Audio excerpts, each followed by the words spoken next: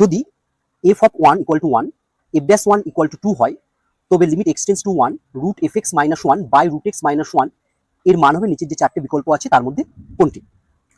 এক্ষেত্রেও আমরা প্রথমে কিছু ফর্মুলা পড়ে নেব, যে ফর্মুলাগুলো এই প্রশ্নটি সমাধানে কাজে আসবে। আমরা প্রথমেই জানবো ডিডিএক্স অফ এফ এক্স, অর্থাৎ এফ এক্স এর ডেরিভেটিভ কত। এফ এক্স এর ডেরিভেটিভ হলো এফ ড্যাশ এক্স।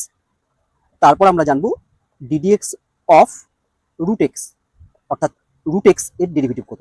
না, আমরা জানি রুট এক্স এর ডেরিভেটিভ হচ্ছে 1/2 রুট এক্স। এরপর আমরা জানবো যে d d x of root F x, অর্থাৎ রুট এফ এক্স এর ডেরিভেটিভ কত। দেখো, আমাদের মেন ফর্মুলা হচ্ছে এটা, d d x of root x. D d x of root x মানে হচ্ছে 1/2 রুট এক্স। আমি রুটযুক্ত যত টার্মের ডেরিভেটিভ করি না কেন, আমার সেক্ষেত্রে মেন ফর্মুলা হবে এটা, d d x of root x equal to 1/2 root x. এবার এই রুট এফ এক্স এর ডেরিভেটিভ করতে গেলে আমরা প্রথমেই এই রুট এফ এক্সকে মনে মনে ভেবে নেবো এটা হচ্ছে রুট এক্স, অর্থাৎ এখানে যে রুট এফ এক্স আছে সেটা রুট এফ এক্স নয়, আমি মনে মনে ভেবে নেবো সেটা হচ্ছে রুট এক্স আছে। তাহলে এই এফ এক্সটিকে যদি আমি মনে মনে এক্স ভেবে নিই, আমরা কি করব না, এই এফ এক্সকে যদি আমি মনে মনে এক্স ভাবি, অর্থাৎ এফ এক্সটা হচ্ছে যদি আমার এক্স হয়ে যায় তাহলে এটা রুট এক্স হয়ে যাবে, তাহলে আমি রুট এক্স এর ফর্মুলাটি প্রয়োগ করতে পারবো। এবং যেহেতু এফ এক্সকে আমি মনে মনে এক্স ভেবে আমার যে মূল ফর্মুলা এফ রুট এক্স সেটি করলাম, তাই মনে রাখতে হবে এই ফর্মুলাটি, অর্থাৎ রুট এক্স এর ফর্মুলা প্রয়োগ করার পর আমরা কিন্তু এফ এক্স এর আবার ডেরিভেটিভ পাশে গুণ আকারে লিখবো। মানে কেমন, আমি এখানে এফ এক্স কে মনে মনে ভেবে নিলাম হচ্ছে এক্স, তাহলে এটা দাঁড়িয়ে গেল আমার রুট এক্স।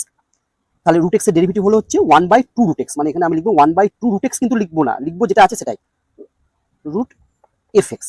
যেহেতু আমি এফ এক্স কে মনে মনে এক্স ভেবে এই রুট এক্স এর ফর্মুলাটি এখানে প্রয়োগ করলাম, তাই এই এফ এক্স এর আমি ডেরিভেটিভ আবার পাশে লিখবো, মানে ইনটু এফ এক্স এর ডেরিভেটিভ হচ্ছে এফ ড্যাশ এক্স। এবার আমরা এই প্রশ্নের উত্তর করে ফেলি। প্রথমে আমরা প্রশ্নটি লিখে ফেললাম। এবার দেখো, এখানে দেওয়া আছে লিমিট এক্সটেন্স টু 1। আমরা যদি এই যে ফাংশনটি আছে তার লব এবং হরে এক্স এর মান 1 বসাই, তাহলে দেখি কি হয়।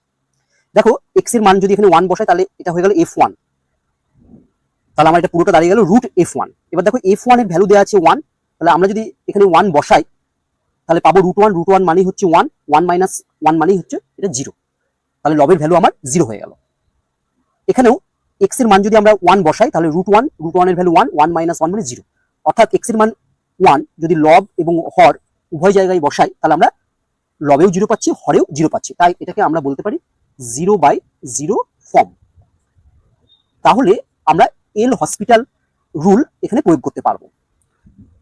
এল হসপিটাল রুল হচ্ছে 0/0 ফর্ম হলে আমরা লবের ডেরিভেটিভ এবং হরের ডেরিভেটিভ দিয়ে নেক্সট লাইনটি লিখতে পারবো। অর্থাৎ আমরা নেক্সট লাইনে লিখবো equal to limit x tends to 1। এবার আমরা লবের ডেরিভেটিভ করব। লবে প্রথমে আছে root F x, root F x এর ডেরিভেটিভ আমরা জানি, আমরা এফ এক্স কে মনে মনে এক্স ভাববো, তাহলে রুট এফ এক্স এর ডেরিভেটিভ হচ্ছে 1/2 root F x into F x এর ডেরিভেটিভ হচ্ছে এফ ড্যাশ এক্স মাইনাস 1 এর ডেরিভেটিভ, 1 হচ্ছে ধ্রুবক বা কনস্ট্যান্ট, তাই 1 এর ডেরিভেটিভ হবে 0। এবার আমরা হরের ডেরিভেটিভ করব। হরের প্রথমেই আছে আমরা দেখতে পাচ্ছি হচ্ছে রুট এক্স, রুট এক্স এর ডেরিভেটিভ আমরা জানি 1/2 রুট এক্স মাইনাস 1, 1 হচ্ছে ধ্রুবক, এর ডেরিভেটিভ হচ্ছে 0। এরপর কি করব আমরা, এরপর এক্স এর ভ্যালু 1 বসিয়ে দেবো। এক্স এর ভ্যালু 1 যদি আমরা এখানে বসিয়ে দিই তাহলে আমরা পাবো দেখো equal to 1/2 root F x এর জায়গায় 1 বসালে 1, অর্থাৎ 1/2 root f1 into F dash 1। এখানে যেহেতু লিমিট এক্সটেন্স টু 1 আছে, এক্স এর ভ্যালু আমি এখানে 1 বসিয়ে দিচ্ছি, পাশে -0 আছে লিখলাম না, এখানে হচ্ছে 1/2 রুট এক্স, এক্স এর মান 1 বসালে আমরা পাবো 1/2 রুট 1। এবার এটাকে আমরা সিম্পলিফিকেশন করবো, তাহলে কি পাচ্ছি দেখি। এবার প্রশ্নে দেখো এফ ড্যাশ 1 আর f1 এর মান কি দেওয়া আছে, দেখো এফ ড্যাশ 1 এর মান দেওয়া আছে 2 আর f1 এর মান দেওয়া আছে 1। তাহলে এখানে যদি আমরা মানগুলো বসাই তাহলে দেখো কি পাবো, equal to 1/2 root f1, f1 এর মান 1 into F dash 1, F dash 1 এর মান হচ্ছে কত না বাই এটাকে ক্যালকুলেশন করলে আমাদের হবে 1/2। এবার দেখো এখানে আমাদের এই 2 আর এই 2 কেটে গেল, তাহলে আমরা পাবো ইকুয়াল টু 1/2 ইকুয়াল টু 2। তাহলে আমাদের দেখো সঠিক উত্তর হবে ডি।